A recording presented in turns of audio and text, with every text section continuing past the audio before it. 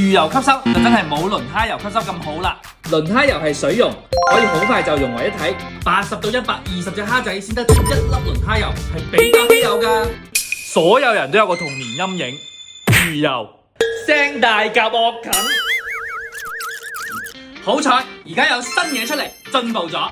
康之森南極輪蝦油，當地人叫佢深海紅寶石，直接咬爆佢，唔會腥，有啲蝦米味。簡單嚟講，魚油有嘅佢都有，魚油冇嘅佢亦都有。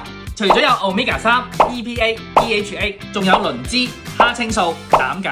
佢嘅抗氧力係維他命 C 嘅6000倍，係 CoQ10 嘅800倍。唔使跟餐食 ，Water Soluble 吸收就易好多，當零食食都得。而魚油一定要跟餐食先吸收到，隔住一層芥質，吸收率梗係相對差㗎。輪蝦油簡直係彎道超車。再直觀啲俾大家 feel 下，分別加入水同食用油，左邊落康之森輪蝦油，右邊落魚油，熬勻佢。輪蝦油係水溶，可以好快就融為一體。右邊點攪佢，都依然睇到清晰分層。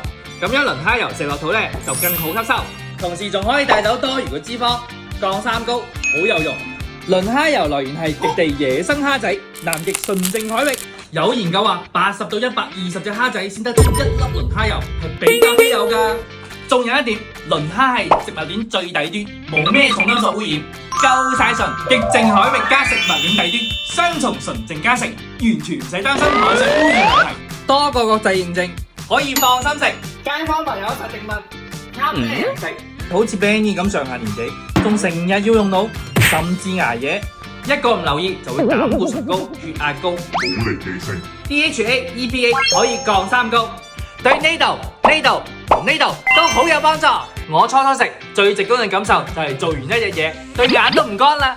老友記就更加唔使多解釋啦。修復心腦血管，輪蝦油對關節仲有緩衝劑、潤滑劑嘅作用添，又要比魚油細粒易食，痕濕風險都少好多。小朋友過咗奶粉時期，就可以代替魚油，用輪蝦油補充 DHA、EPA。消化系統未完全發育，而吸收對小朋友嚟講真係超級無敵好。輪蝦油完勝魚油啊！快啲淘汰屋企嘅過氣魚油啦！